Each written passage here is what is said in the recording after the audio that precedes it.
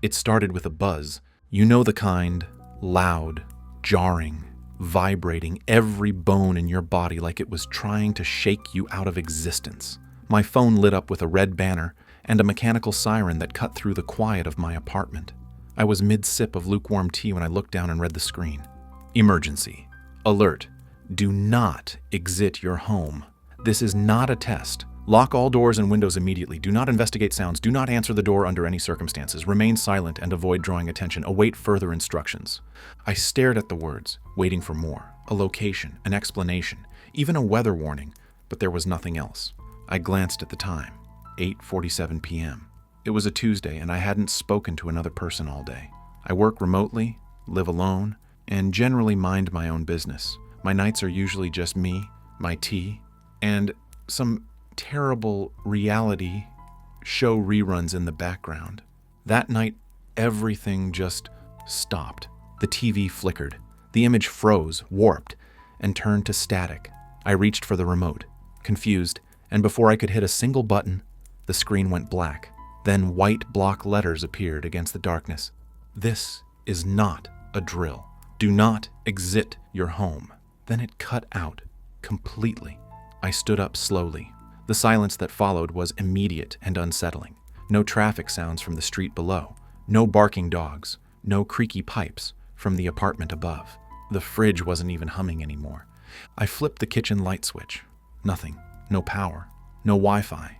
No cell signal, just that same blinking alert stuck on my screen like it was waiting for me to obey it. I locked the front door, even though it was already locked, double-checked the deadbolt, pulled all the blinds shut. Then I sat in the middle of the living room floor, unsure if I was overreacting or underreacting. That's when I heard the first knock. It came from the hallway. 3 short, deliberate raps. Not frantic like someone in danger. Not sloppy like a neighbor messing around. It was calculated, intentional. Too perfect. I didn't move. Then came the voice. "Hello?" it called, muffled through the door. "Please, I need help." The voice didn't sound distressed. It didn't even sound tired or scared. It was flat, artificial, like someone reading a line they didn't understand. I just need to use your phone." The words hung there, awkward and mechanical. Something was off about the way they were spaced, like it had practiced the sentence but didn't know how to make it sound human. I stayed quiet. It knocked again and again.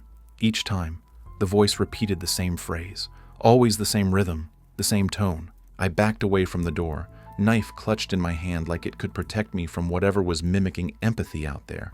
I wanted to believe it was just some weird prank, some idiot with a speaker and a death wish. But I knew better. Then the doorknob turned, softly, slowly, as if testing. Thank God for the lock. I didn't speak, didn't breathe. Every instinct screamed at me to run, but there was nowhere to go. The alert hadn't told me to hide.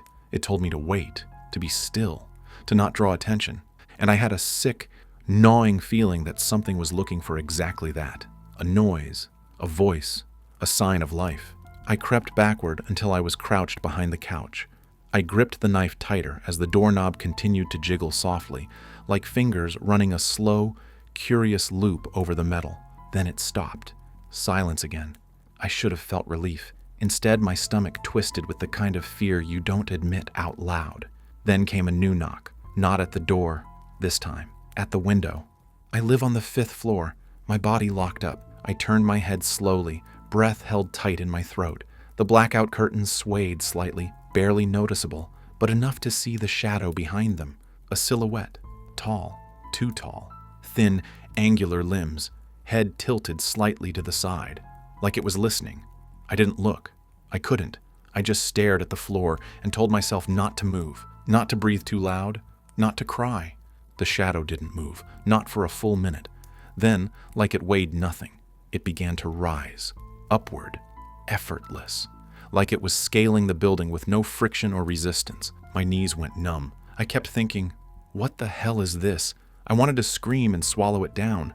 I sat frozen on the floor for what felt like a lifetime, trying not to think about the angle of its limbs, how they didn't bend quite right.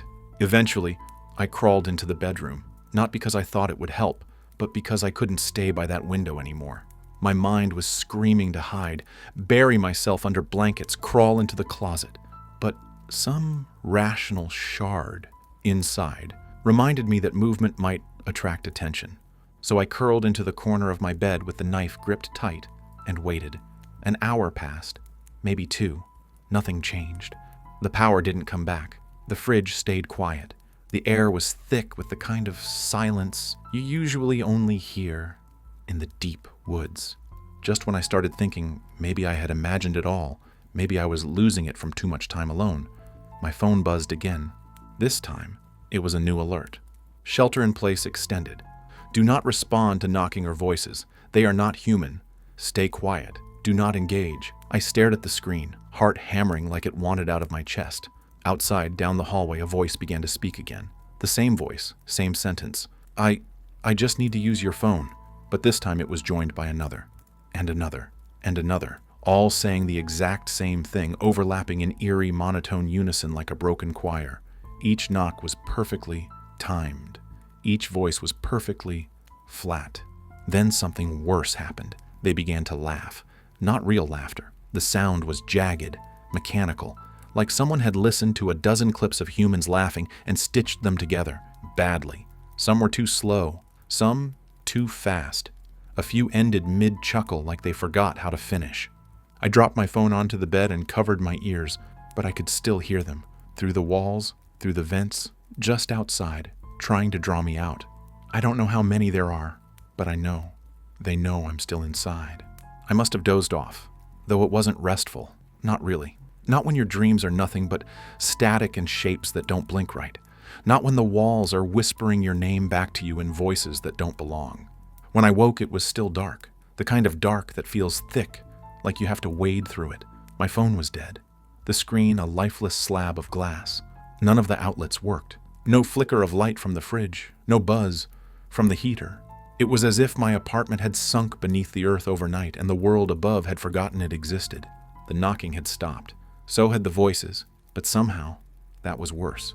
The quiet wasn't peaceful. It was hollow. I stood in my kitchen, knife still in hand, trying not to breathe too loudly. Every creak of the floor felt like I was stepping on a landmine. I peered through the peephole. The hallway was dimly lit by emergency lights, flickering like they'd been pulsing for far too long. Everything looked the same, walls, doors, silence, but the air felt heavier, like something had been in the building and left its scent behind. Then I saw movement, just a flicker under my door, a passing shadow.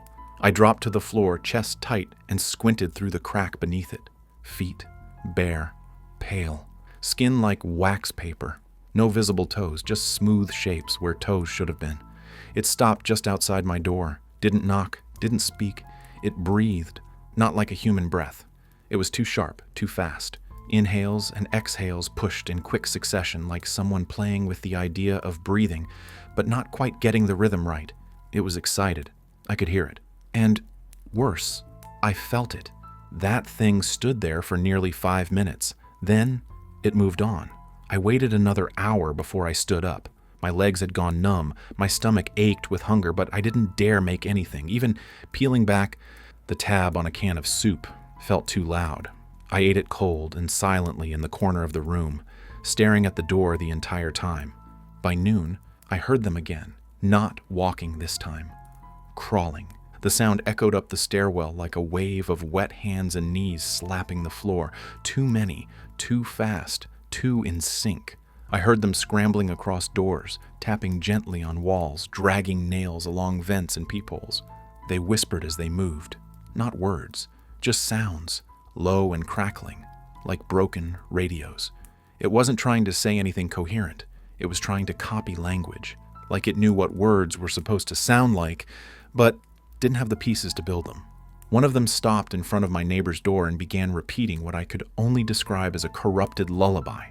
The tune rose and fell like it wanted to be sweet, but the notes were off, discordant, like someone humming with a torn throat.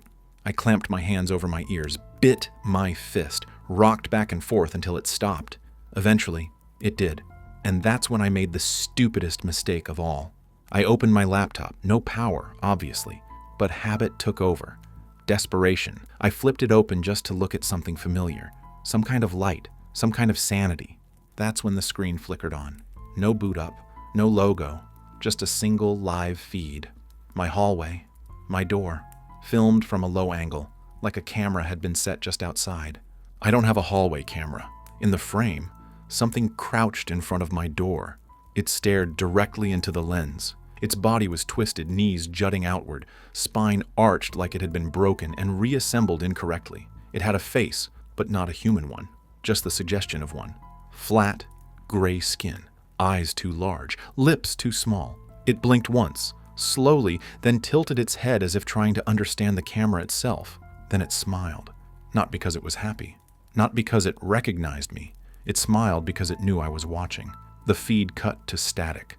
I slammed the lid shut and shoved the laptop under the bed. I haven't touched it since.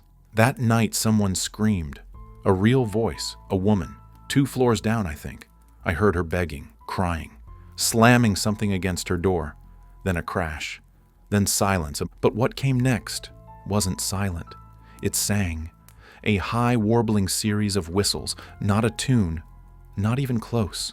Just noise shaped like music. It sounded thrilled, giddy, like it had waited its whole life for this exact moment. I didn't sleep after that. 2 days passed. I lost track of time. The sky outside never turned fully light again, just a dull, nauseous gray. My supplies ran low. I sucked the last drops out of an empty water bottle and stared at the ceiling, waiting for it to start whispering again. Eventually, I wrote a note. Just one. If you're alive, knock 3 times at 10 p.m. I'll do the same. I slipped it under my door and waited. That night, exactly at 10 o'clock, I knocked 3 times. Silence. Then, 15 seconds later, came 3 knocks in return, evenly spaced, hollow.